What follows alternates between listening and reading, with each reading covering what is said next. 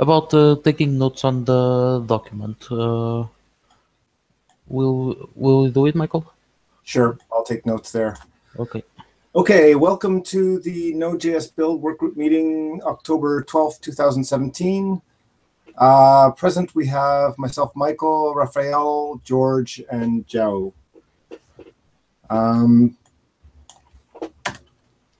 In terms of our agenda, does anybody have... We still not hear Michael. Yep. Sorry, George, go ahead.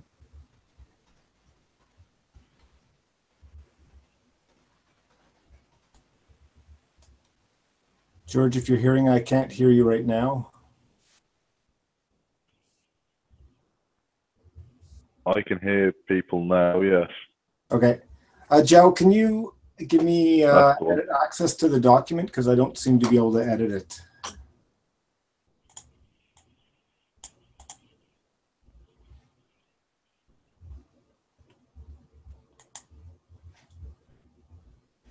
Then. Okay, thanks. Maybe you have to refresh. Okay, perfect. Thank you. Okay, so welcome to the Build Workgroup meeting. Anybody have anything to add to the agenda before we get started?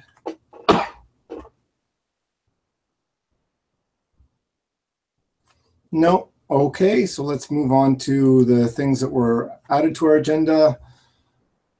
The first one was 806. So a certain node can be compiled as a static and dynamic libraries. I think, Raphael, you added that to the agenda. So do you want to frame it?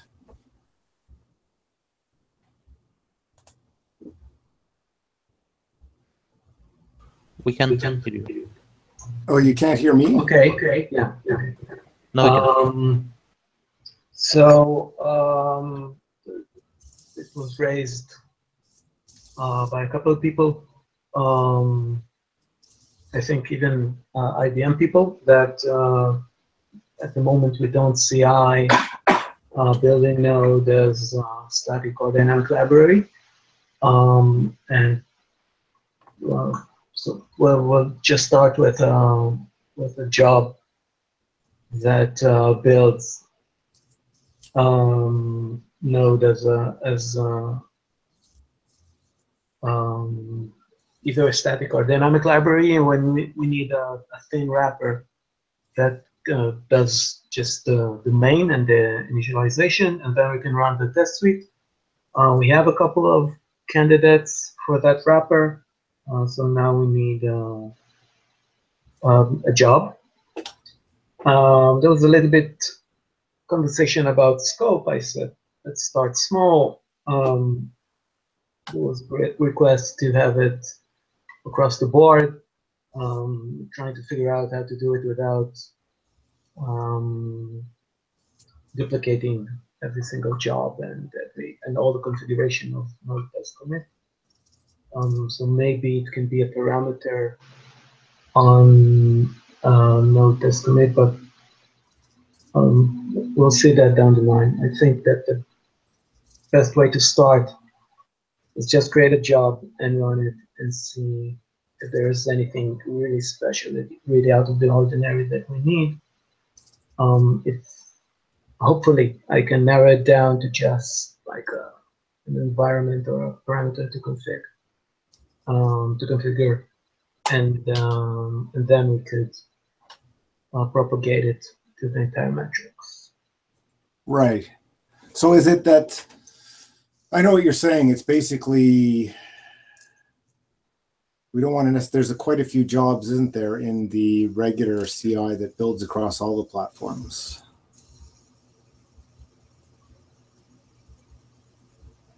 Is that the concern? Yeah. And that then, when we would duplicate, there's maintenance to do on all the duplicates. Yeah. So essentially, if we can narrow it down, a parameter or a flag or a drop down, like says build node as an executable, build it as a static library, and build it as a dynamic library. Yep.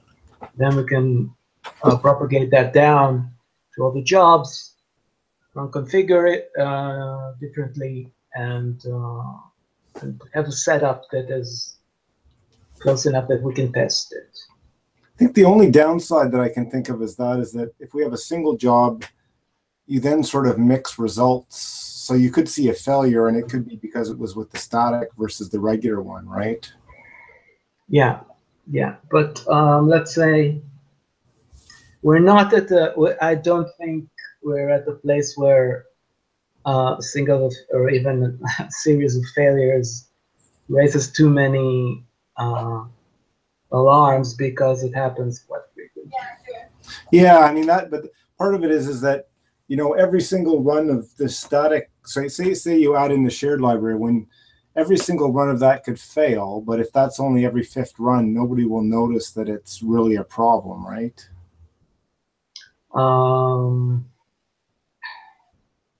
That's the one challenge I see. Whereas if we had a nightly build and you can see like all 10 of them in a row are red. Yeah, that is true. What we could really use is if the scripts were all pulled out into like somewhere in GitHub. So like we didn't have the dual maintenance, but we could have separate jobs which ran the same things. Yeah, and you know, besides that, we were looking at pipelines. So apparently, with pipelines, it's you can do compositions of jobs of several steps in a job, and reuse just parts and create new pipelines that have a different name. Right. Okay.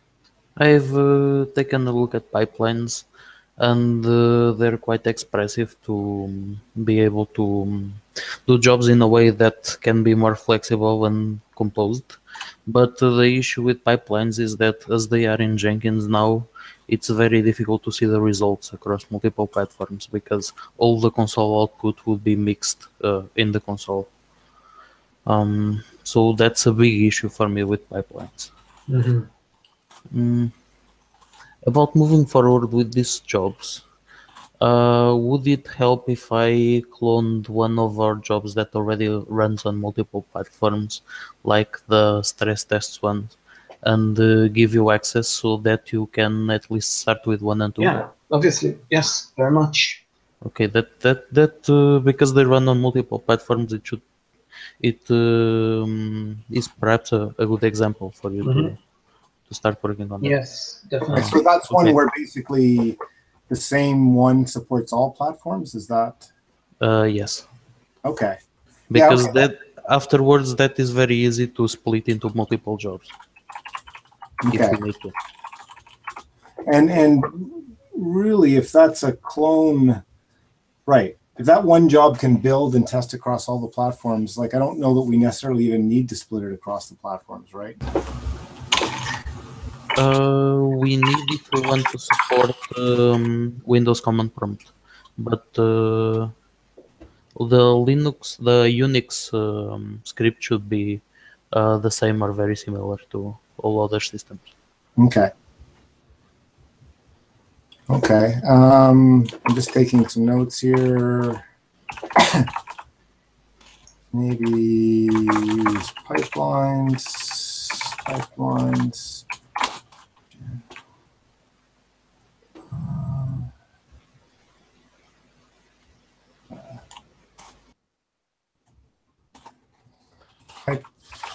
are expressive, but output is hard to see. Okay, so yeah, I think Joe will clone copy of stress test and Raphael and use that one to start. So that was going to clone the copy of the stress test, and Raphael can use that one to start, as it already covers all platforms, right? Mm-hmm. And has less jobs than the name. Okay, that sounds good. So anything more to discuss on that, or is that a good way forward? I think that's a very good way forward. Okay, so then let's move on to the next issue, which is number 873. Which I think the remaining issue is prioritizing and tracking requests that come from outside the group. So Miles needed a temp directory for, not Miles, but Miles initiated it for SIGIM runs, and it has been, I wouldn't say lying there, but it was partially neglected and lightly touched for 6 months, I think. Yeah, we do have quite the backlog, so if somebody needs something fast, it does take some poking. Yeah, and so, well, I've heard Rod commented about this in the TSC, and I know for myself, like my notifications and email backlog is ridiculous. It's Yeah. several hundred emails a day. Even mentions, I think I get several dozens a day. So I think the simplest thing is a label, or I suggested that we use a project board to track such things, which is also just very simple start for especially in our repository. There are a lot of issues which are like long-term or longer-term goals, like something I brought up, like converting the results from tab to JUnit, which is way nicer since we lost the arms weren't running. The arm matrix didn't run for 11 days, and we accumulated a couple of failures there, which just this morning when I brought them back popped up. And since we don't really have an overview of each job, we just see the green, red, yellow, and JUnit, like it's implemented in SIGIM, is very, very useful. You can see the number of tests, like the total coverage across the board and the total failures. So giving that as an example of a long-term goal. On the other hand, we have short-term goals, we have processes, we have machines down, we have a machine that's perfectly fine that doesn't work because there's no home IOJS temp, which is, let's say, half an hour's work, but nobody gets to it. So maybe implement some sort of a pipeline, a working pipeline for the working group. Yeah, I think that can help. I think fundamentally, though, the issue is how you get things done when everybody's, volunteer. And especially in this case, I think Rod's point was it wasn't a trivial amount of effort to go across all the machines. So, even Miles, who has full access and is a member of the build group, didn't feel he could do it. And I tried. It wasn't like we're not there completely where we can just run Ansible scripts. They're finely tuned for specific tasks, like for something like update. We don't have all the scripts down. Yeah, I think we just haven't had time to get them to the point where we're like confident to say just run them all and there's no problem. I think Miles has also suggested paid resource from the foundation on the build front. So that's maybe a larger issue, but that's another way to kind of address cases where there's some things which are urgent that need to be done. If somebody that was their job, then obviously it's easier to prioritize those at the top of their list than volunteers like us. Sure. Exactly. For me, the way I see this and the other issue about dropping 32-bit builds is, do we have enough people that are really comfortable with Linux in the build working group?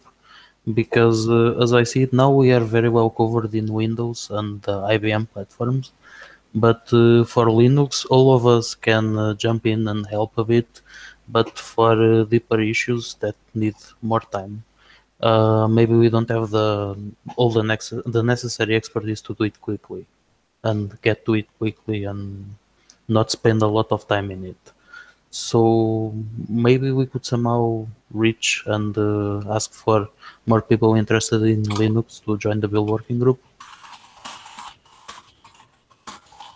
Which brings me to the a comment I made on 873 is, for instance, if we partition the inventory and certain people will be the go-to people for certain machines. Let's say an issue like 873 wouldn't have to wait 6 months. Like the IBM people can know how to do it quickly, and Linux people will know how to do it quickly, and Windows people will know how to do it quickly. That's another way to look at like this issue, which was brought up to the entire working group, and nobody felt, I Right. think, nobody felt, completely comfortable to tackle it.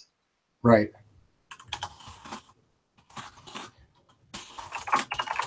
Right. Tasks. That's a good idea if we could get volunteers.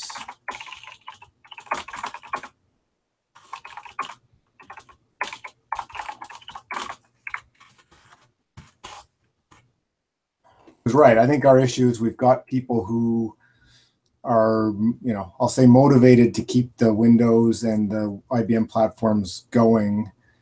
The other ones, there's a larger number of them, so it's a harder thing to take on, and there's not as direct a motivation on those fronts, I think. So I guess this is a suggestion to go out and make a call for more people, or what's your thought on that front? Yeah, I think that's essentially it, because we, on the build working group, I think we all care about all platforms and keeping Node running well everywhere. But given that, for instance, I have some expertise in Windows. Looking at a simple Linux issue, I sometimes solve some of those, but more complex things like knowing exactly what will break for what people when we drop some compiler on some Linux platforms, it's something that is a bit out of my reach. So if we could get people in the build working group that are interested in this and Linux platforms specifically, and can look at these issues and spend some time figuring out what breaks, what does not break, and getting some conclusion there, I think that would be great. Okay, so basically, there's a couple of suggestions. If we could get paid resource, if we could go out and get more volunteers. I think the project board's a good idea. It doesn't hurt to prioritize things. I just, that may not solve the whole problem. Does somebody want to volunteer to create the project board, or? I'll start with that. A couple of ideas. And we need somebody to maybe put out the sample text for, we can get the foundation to tweet out something, calling for more help or something like that, if somebody put together the sample text.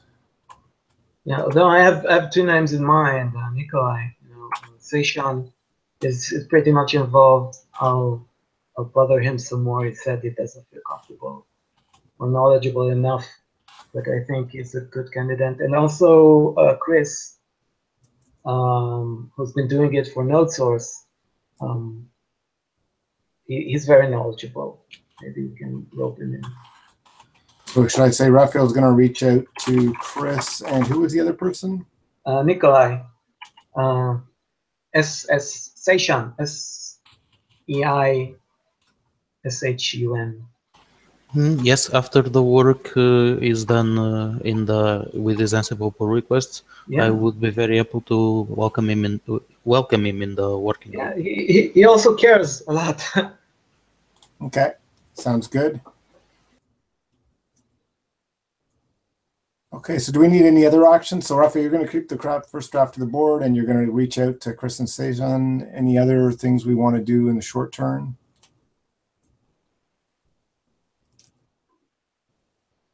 It looks like in the issue itself, Rod has run something which, in theory, has created the required directories, right?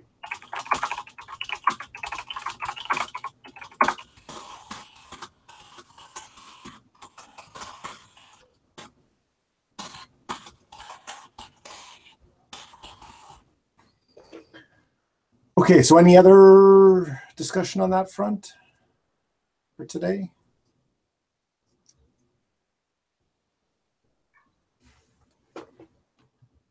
Okay, I'll take that as a no.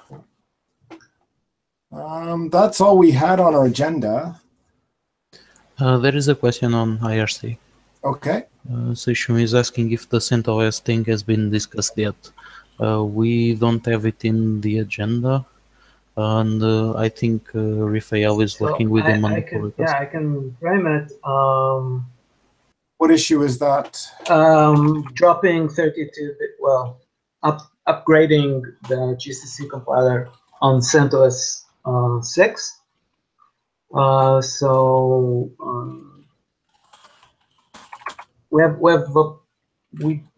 It's a yak shaving problem. So I got it. So the problem is 32-bit compilation, and that until now we've been using the CentOS as the release machine. So if we upgrade the GCC, we can't produce 32-bit Linux releases on the CentOS machine.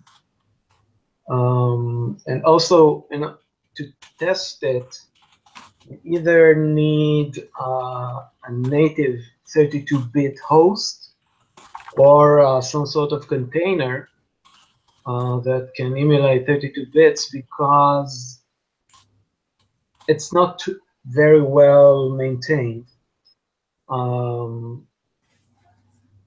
Newer GCC version, newer dev toolkits for CentOS 6. So essentially, this is the last thing that's holding us back from upgrading our GCC across the board. Right. So, like we have a sort of a softish consensus that we're just not going to release 32-bit Linux binaries and downgrade it to experimental and see if anybody screams. But like we need to say, yeah, this is what we're gonna do. We're gonna do it, and let's do it this week and see what happens.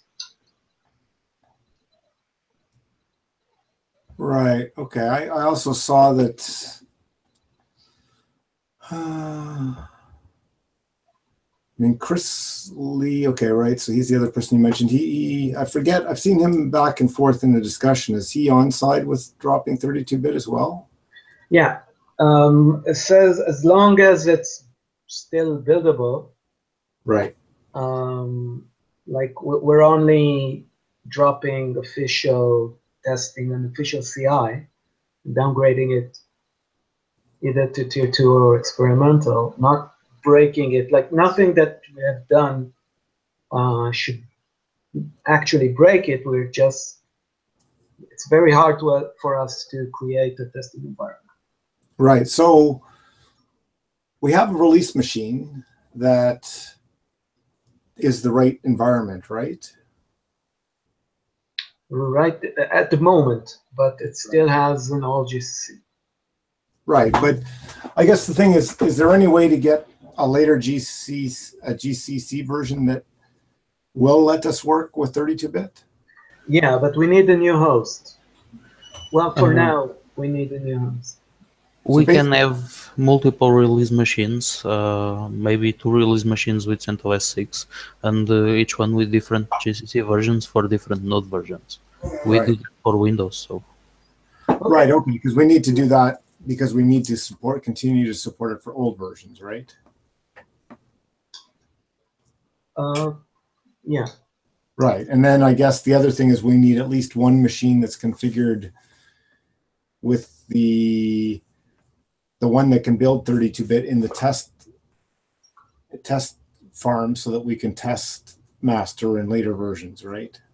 That's again, the soft consensus is that's a nice to have. But we Okay. can move That's on the only- even if we Okay. even It's if the we only can't way- do that only way because we are building on Ubuntu 32-bit. Okay. Okay, so it's basically a matter of setting up a new release machine. Is that the... I think so. Yeah. So we have a dual machine. We have one machine that's for 9 and master, and another machine for everything else. And is it keeping the original one for the previous ones, or is it that we... I don't see a reason not to. Okay.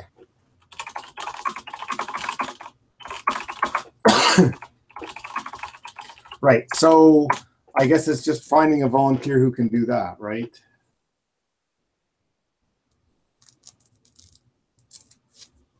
As usual.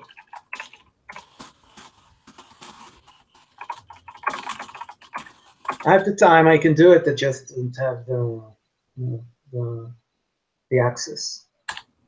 Right. So I think in that case, it's a matter of, the way I've done the ones for the IBM platforms is, I can set them up as a regular test machine where we can validate them, and then the release, the team who has access to the release machines can add in the keys and stuff like that once they're ready to go. So it's basically somebody needs to create you a machine and add your key temporarily so that you can build it, create it, put it into the test. Ideally, write the Ansible scripts to do that, right? Yeah. Okay, So we already have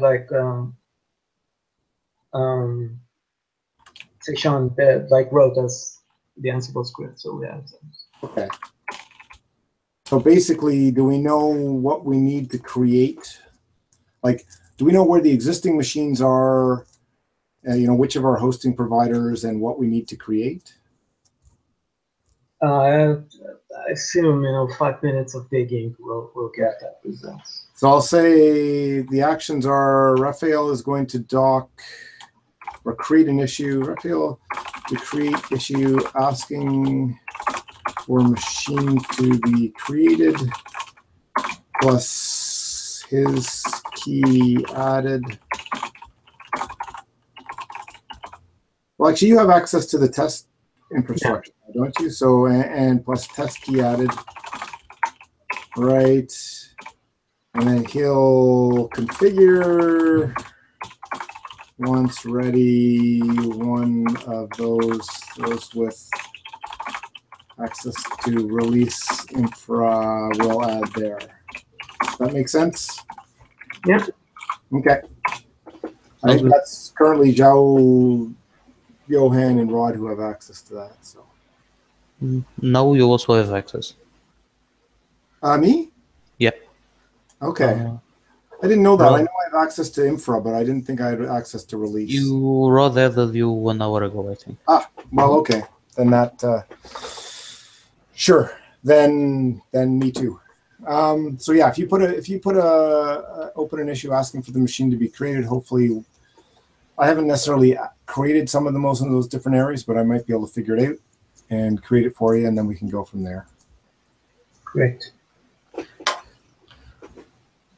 Okay, any other questions? I noticed that we, when creating the agenda, it looks like the pull requests were not checked. So the pull request that we have on the agenda is the CentOS and Ubuntu update to 4.9 that we just discussed. Okay. And the Intel text in providers list. Right. Okay, let's add that one in. So that which one is that? Is 912. Okay, so sorry, I'm just grabbing going back to find that pull request 912. Yeah, George, created this issue for us. I think it was his first time, so it's not too surprising that we missed a couple. Agendas. Sorry, I'm just adding this one into the notes. Right. So I've made a few comments. What are you guys' thoughts on that one? All right. I'm +1. One sentence, which is, as Rob described it, not too ridiculous. It brings in more donors and happy. Same for me. I don't have a strong opinion on this. Maybe we can leave the work group agenda label and discuss it on the next meeting if Rod can attend. Or if he wants to move forward with this, I'm also okay with that. Okay, so yeah, I mean, I think he was okay with that. Mine was suggestion, like in that one case, if we just changed the one word, I would have been happier. But if everybody else is comfortable doing that, I don't want to stand in the way either way. No, I'm also okay with changing to a link. Yeah. Like I think being, I like the neutrality that we have, but again, I don't feel so strongly that if everybody is comfortable giving people more of a marketing side, that I would block that either. So maybe I'd suggest if you guys just comment in the issue that, you're fine either way or whichever it is, and we'll leave it on until next time, unless we close on it in the GitHub discussion itself. Sounds good. Okay. Take back to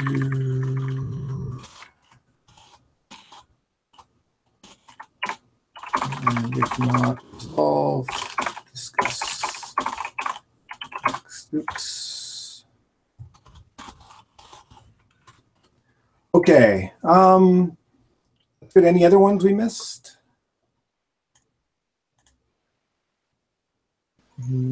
I don't think so. Just the stand-up. Okay. We Yeah. did Okay. not. Yeah. Sorry, we usually do that, so you can. Want to head back to that? Yeah. Stand up. Yes, I forgot that part. Okay. So Raphael. It's hard to remember. A lot of putting out fires, keeping an eye on the system in general for interactive and the code learn. There was something interesting. The AIX machines were getting swamped. Both the RAM drive was getting full, and a lot of CGEM jobs were hanging zombies. So for a while, we had to do that like every other day or so. Get there and kill the jobs and clear the RAM drive. But it's kind of stabilized since then. So I was looking into the whole CentOS situation. How can we continue to support and build on CentOS 5 and 6?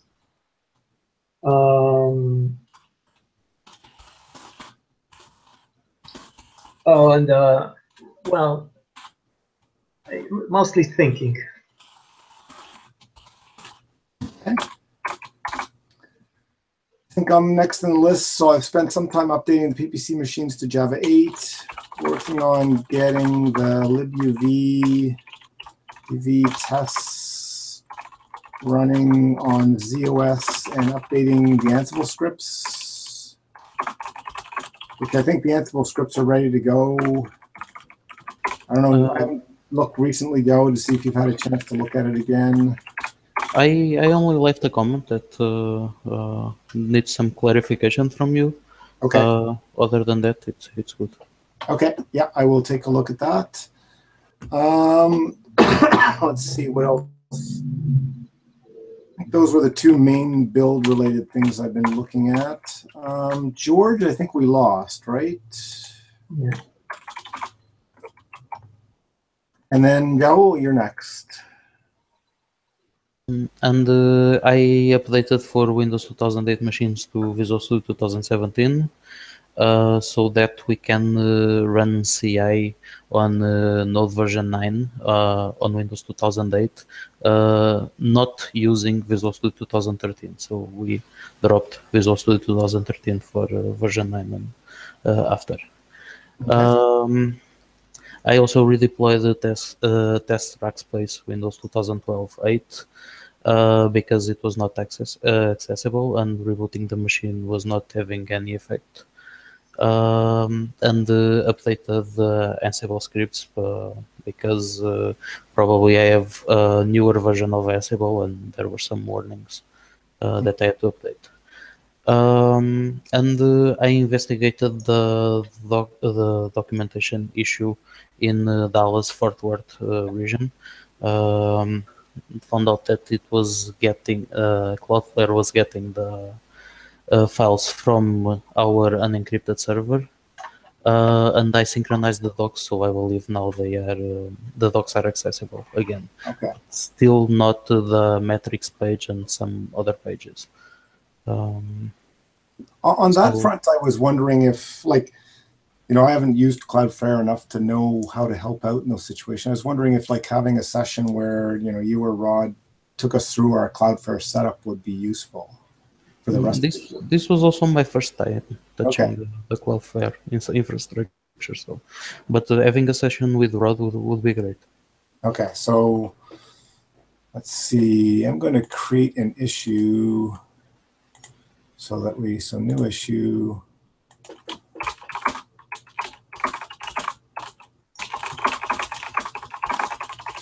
Cloudflare setup.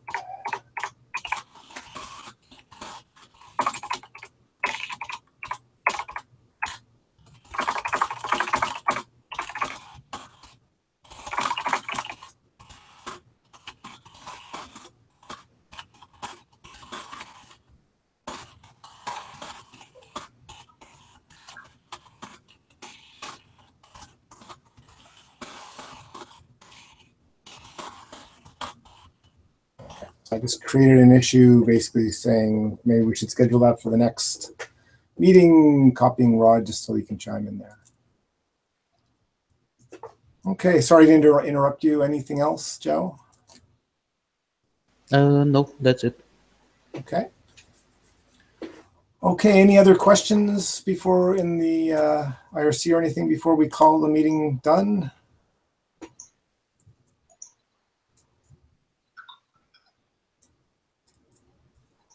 No? Okay, well, thanks, and we'll talk to you all next time.